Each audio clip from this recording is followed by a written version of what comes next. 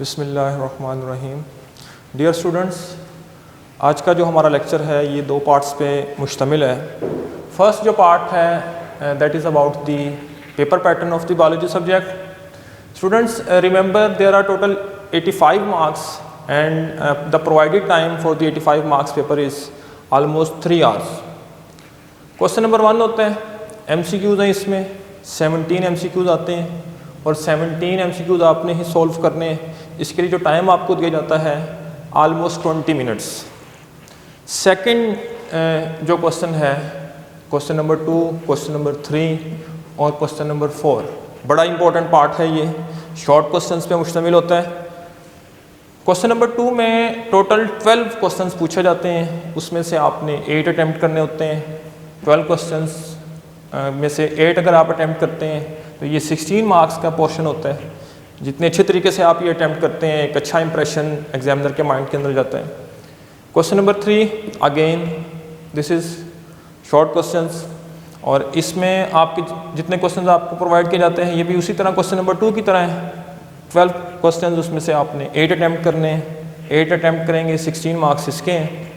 Question number 4 ये एक ऐसा पार्ट है कि इसमें 12 क्वेश्चंस नहीं है, इसमें 9 क्वेश्चंस आपको दिए जाते हैं, उसमें से आपने 6 अटैम्प्ट करने हैं। अब इन तीनों क्वेश्चंस में आपके पास चॉइस मौजूद है। आप बड़े अच्छे तरीके से सोच समझ के कौन से क्वेश्चंस मुझे करने हैं, किनको मैं बड़े अच्छे तरीके से अटैम्प्ट कर सकता हूँ, मैं कर सकती हूँ, उसको आप अटैम्प्ट करें। यही वो पोर्शन है जो इस चीज़ को डिसाइड करता है कि आप 80+ में जाएंगे या 80 से नीचे रहेंगे। Question number 5, question number 6, question number 7 और क्वेश्चन नंबर 8, 9 ये एक्सटेंसिव क्वेश्चंस हैं। हर क्वेश्चन 2 पार्ट्स में मुश्तमिल है, A और B। 5 प्रोवाइडेड होते हैं, इसमें से आपने 3 अटैम्प्ट करने होते हैं। इसमें भी आपने इस चीज़ का ख़ास ख्याल रखना होता है, मुझे किस क्वेश्चंस में डायग्राम रिक्वायर्ड है, किस क्वेश्चन में टेक्स्ट बुक ने डायग्राम नहीं दी। जो उनसे क्वेश्चन आपको अच्छे तरीके से आते हैं, जिसके साथ आप डायग्राम अच्छे तरीके से ड्रॉ कर सकते हैं, उनको आप ज़रूर करें।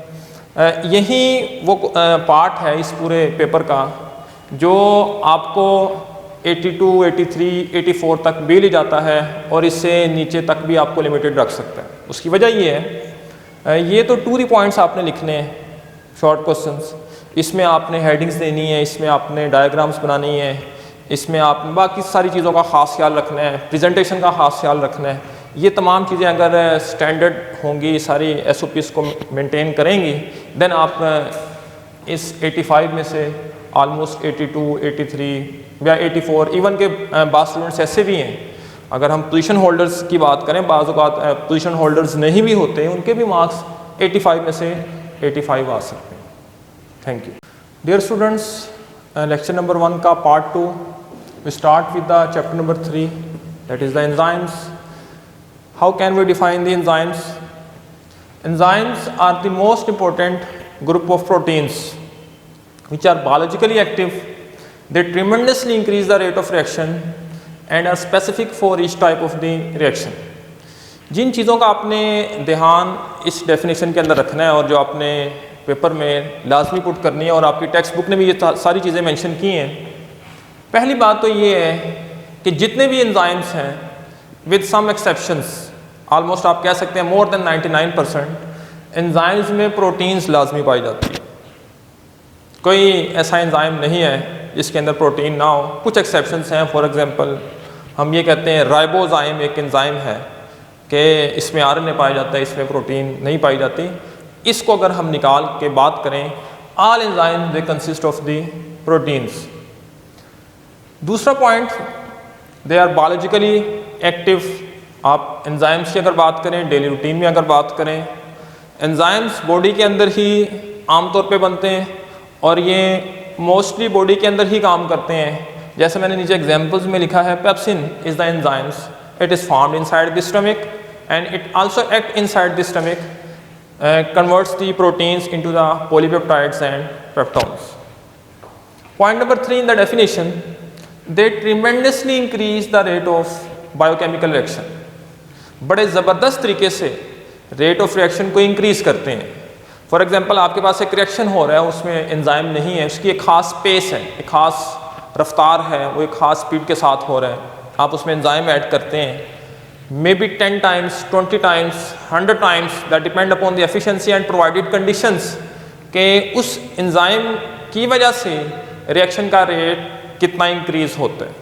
सो जो काम आवर्स में हो रहा है एंजाइम्स की एब्सेंस में, एंजाइम्स की प्रेजेंस में, that may be in the minutes और even in the seconds, so that tremendously increase the rate of biochemical reaction and they are specific for each type of the reaction. जो इस definition की last बात है कि enzymes अपने काम के लिहाज से स्पेसिफिक होते हैं, एंजाइम की ये कैरेक्टरिस्टिक है, they are specific, just like pepsin enzyme, this is responsible for the digestion of the protein.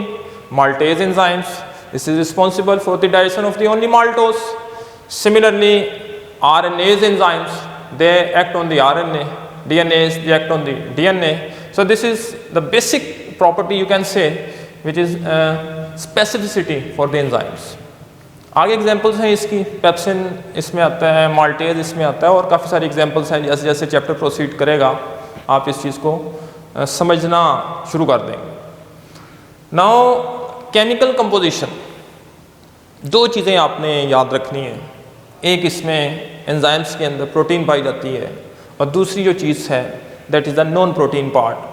Protein की अगर हम बात करें तो कुछ एंजाइम्स ऐसे भी हैं उनके अंदर सिर्फ प्रोटीन पाई जाती है, कुछ एंजाइम्स ऐसे भी हैं जिसके अंदर प्रोटीन पार्ट के साथ साथ नॉन प्रोटीन पार्ट भी पाया जाता है, लेकिन अगेन प्रोटीन पार्ट का होना ज़रूरी है, नॉन प्रोटीन पार्ट का कंडीशनल है, यानी नॉन प्रोटीन पार्ट के साथ हो भी सकता है और नहीं भी हो सकता।